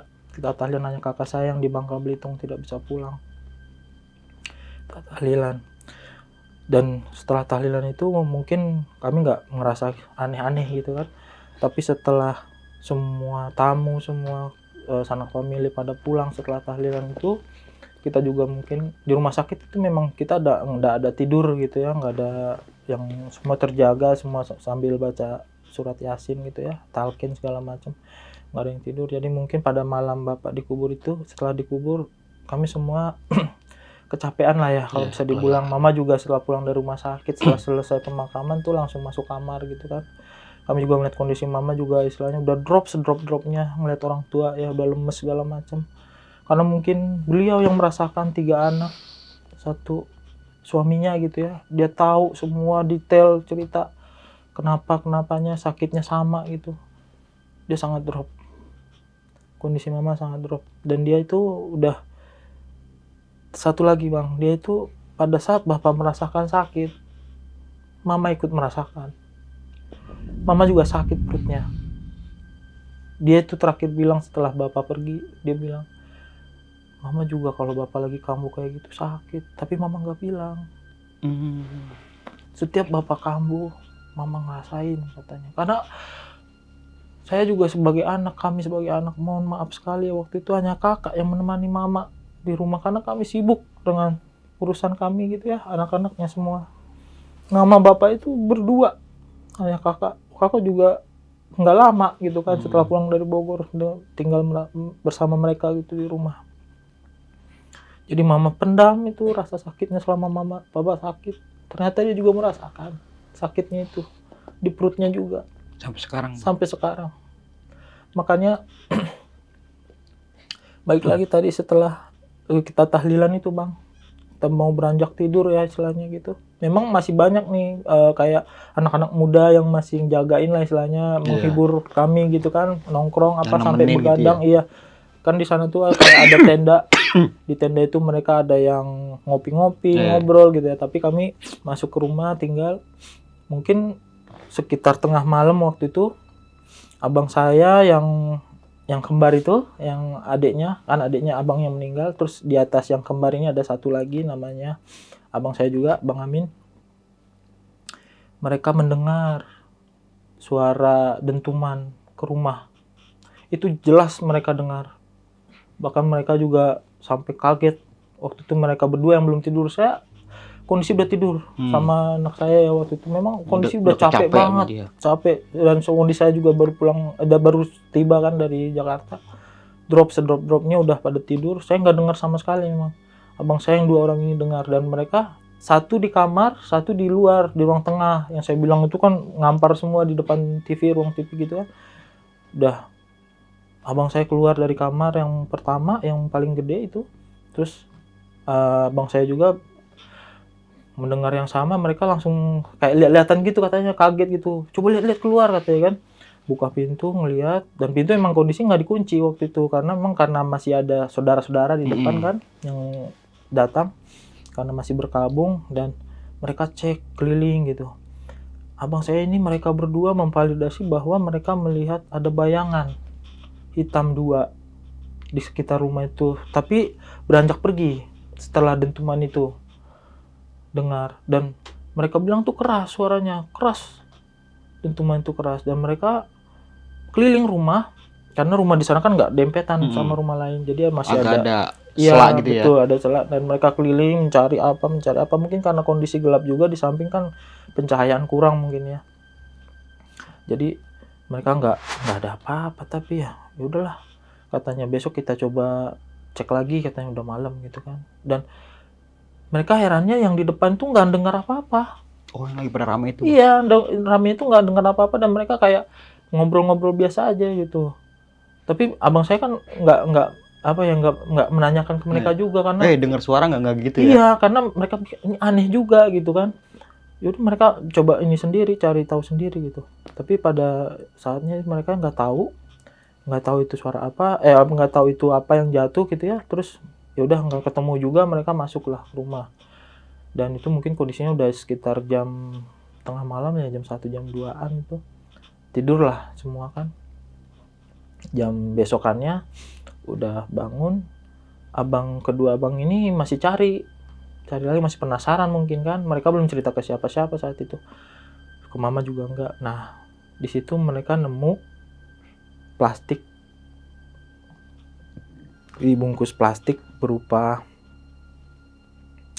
di dalamnya ada koinnya itu udah kayak karatan ya, koin udah kayak karat gitu, udah lama lah pokoknya, udah enggak koin apa itu yang dilihat. Dan satu ada koin baru, bener-bener baru, bersih. Dan setelah itu ada satu lagi gulungan kertas, dan kertasnya ini kayak, kalau boleh mereka cerita tuh udah kayak kusam ya, dibilang kertas buram Kayak udah bukan, tertimbun iya, tanah gitu, Bang. betul. Kertasnya itu warna coklat tapi kayak ada tanah-tanah, terus tulisannya tuh aksara yang nggak ada, yang gundul gitu kan. Kita juga nggak tahu, nggak ngerti, mereka juga mungkin nggak baca juga. Tapi nah, mereka sampaikan ke mama kan, sampaikan ke mama, ya mungkin itu kali ada orang lewat, kata mama, jatuhan Iya. gitu. Itu kondisinya memang yang saya bilang itu kan, itu jalanan orang ke sekolah ya, anak-anak sekolah mungkin, jadi dianggapnya seperti itu. Jadi ya udahlah, kita buang lah itu, kita buang seakan-akan nggak ada apa-apa lah, buang aja gitu kan. Mungkin suara-suara yang didengar itu ya udahlah, nggak usah dihiraukan gitu kan.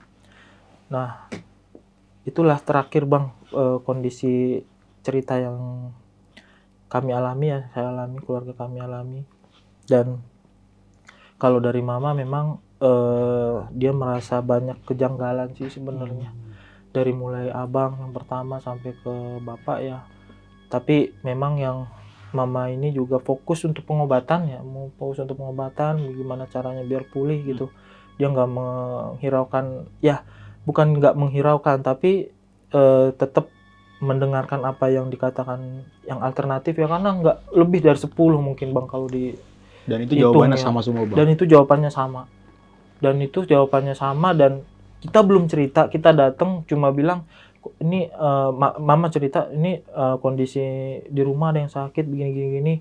Oh, ya udah dikasihin bacain ini, terus dibilang hati-hati aja, dibilang gitu hati-hati. Dan ini berat katanya bang. Dan ini berat. Dan itu yang terakhir bilang itu dia nggak sanggup bang, nggak sanggup bang dia untuk mengobatinya, karena dia berani coba katanya itu jangan di situ, yang sakit ini dibawa ke suatu tempat yang istilahnya nggak ada orang tahu lah gitu, hanya keluarga yang tahu dibawa kemana. Cuma pada memang terakhir itu yang bapak itu nggak sempet nih gitu kan, nggak sempet dibawa ke tempat yang jauh gitu. Baru itu kejadian kemarin di Agustus bang. Di tahun ini bang? Di tahun ini 2023, bapak saya terakhir itu di Agustus itu 2023, meninggalnya kemarin tanggal 26 Agustus gitu. Jadi itu terakhir itu berarti yang kami dengar suara itu adalah di tanggal 27-nya itu ya, setelah bapak meninggal dikubur itu yang terakhir sih. Tapi sampai sekarang mama juga masih, jadi sekarang juga mama baru istilahnya mau apa ya, kalau benar yang dibilang akan ada korban lagi gitu, mama sempat kepikiran, jangan sampai anak saya kena lagi, dia pikir gitu kan. Udah berjaga-jaga lah bang gitu. Iya, berjaga-jaga. Kemudian mama baru mau istilahnya ya bercerita ke kami juga, ke anak-anaknya, mencoba menelusuri istilahnya dari pengobatan-pengobatan yang kami jalani, memvalidasi kembali gitu kan, yang kejadian ini seperti apa sebenarnya, asal mulanya seperti apa.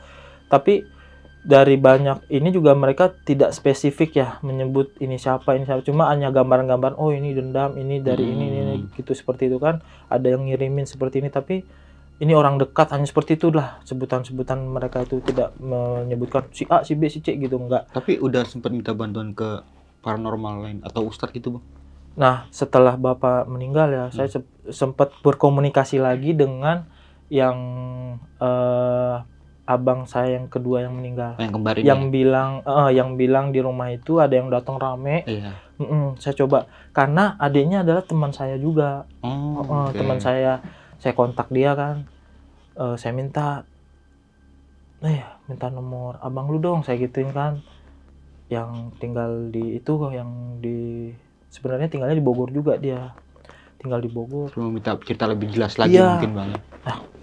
Temen saya ngapain gitu, tumben-tumbenan gitu kan, orang saya kan sebenarnya nggak pernah komunikasi dengan ini kan, hanya abang saya dulu. Dan setelah udah lama juga dia merantau kan, kemana-mana lah dia merantau. Ternyata memang abang teman saya ini adalah orang yang istilahnya berguru juga gitu, menuntut ilmu juga gitu, sempat di pesantren juga gitu kan, tahu lah. Dan kalau kata keluarganya juga memiliki indera keenam gitu, jadi dia bisa melihat sesuatu hal yang gaib katanya gitu kan.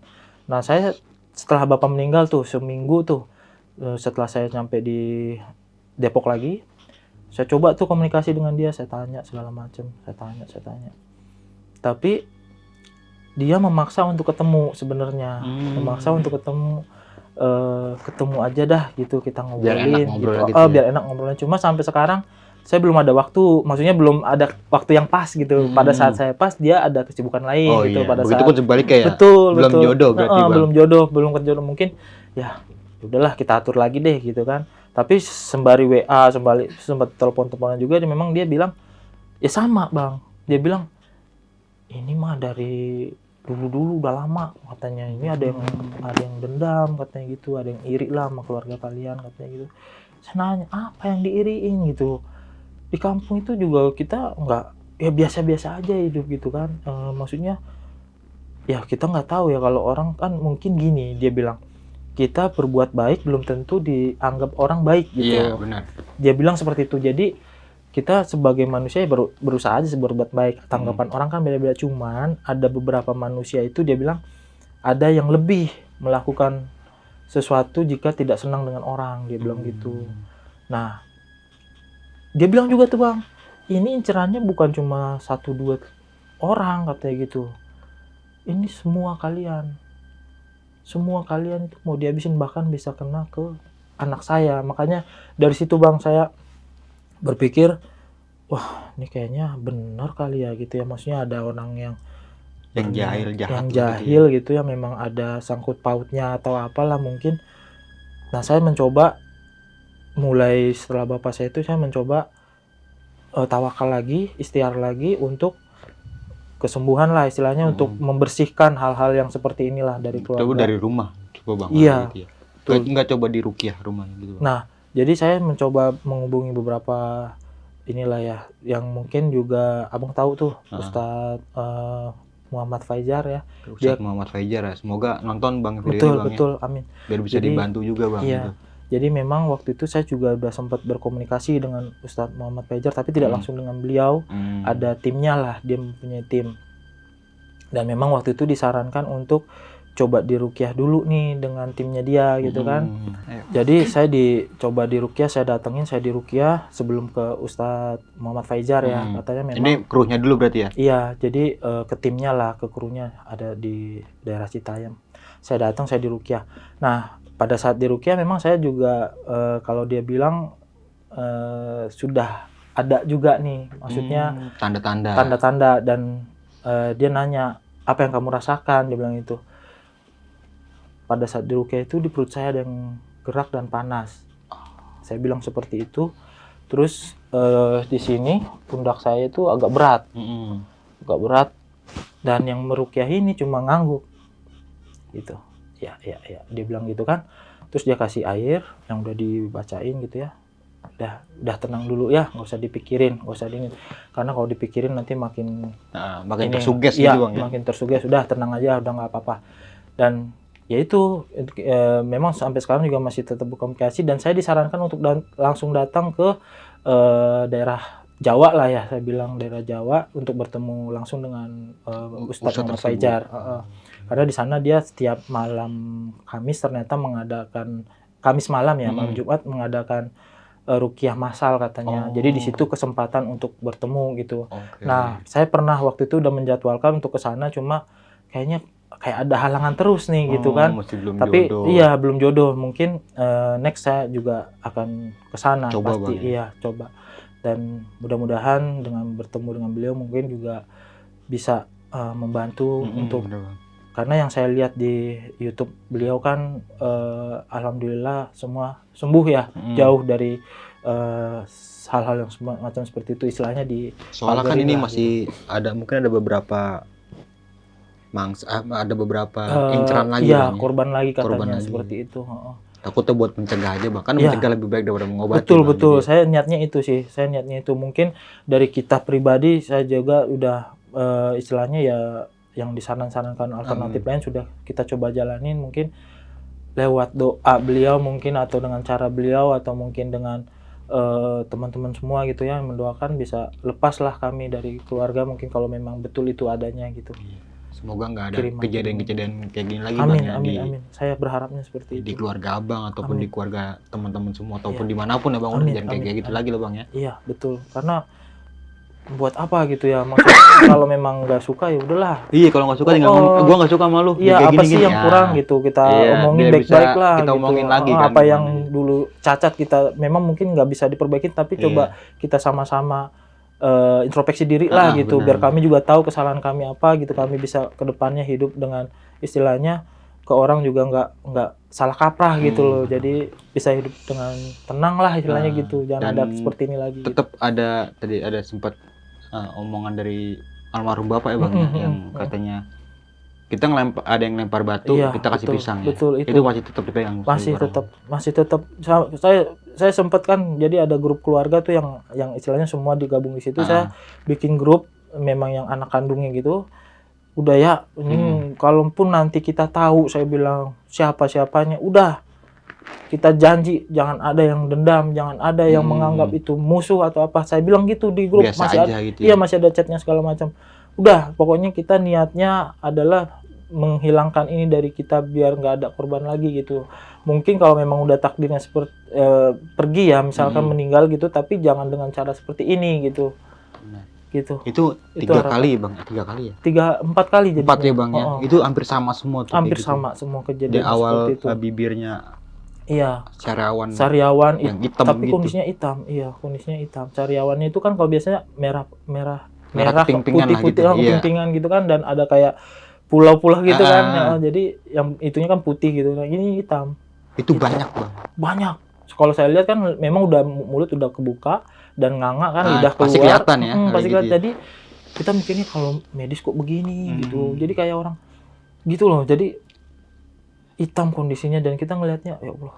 Dan ditetesin air katanya perih, sakit. Oke, Bang. Ya.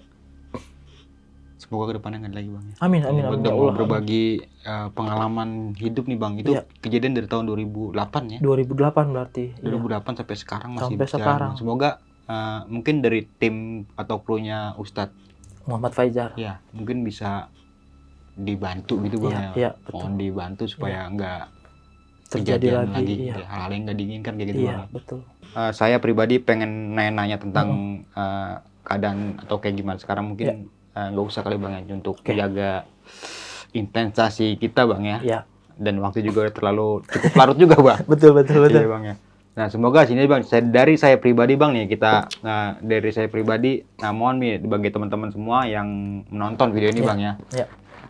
Kita doakan nih orang tua almarhum Bapak dan ketiga abang, ya, adik, Bang, ya. Iya. Abang Abang juga sama ada, adik Bang, ya. satu, iya. Nah, semoga ditempatkan di surganya Allah Amin, Ta'ala amin. dan bagi abang ya dan keluarga nih, Ya. semoga selalu diberikan ketabahan, Bang, ya. Amin amin. Dan semoga kedepannya nggak ada lagi kejadian-kejadian yang nggak Iya, enakin kayak betul, gini, Bang. betul. Amin amin. Nah, ini, Bang, sebelum mengakhiri video kali ini, mungkin punya pesan-pesan, Bang, buat teman-teman semua, Bang.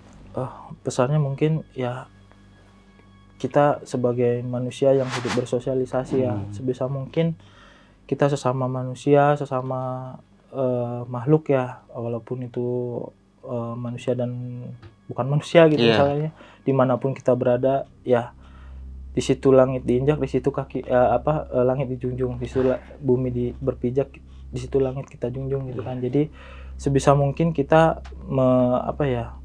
berbuat baiklah kepada semuanya gitu, walaupun memang kadang responnya itu Kurang tidak sesuai baik ya, dengan iya. yang kita harapkan, tapi sebagai kita manusia ya kita harus berbuat baik aja lah gitu intinya. Oke, mungkin itu aja nih dari gua, Bang Mange, dan juga Bang Taufik. Ya. Biasa dipanggil Opik, ya, Bang, ya. Iya. Gua pamit undur diri, sampai jumpa di video-video selanjutnya. Assalamualaikum warahmatullahi wabarakatuh. Waalaikumsalam warahmatullahi wabarakatuh.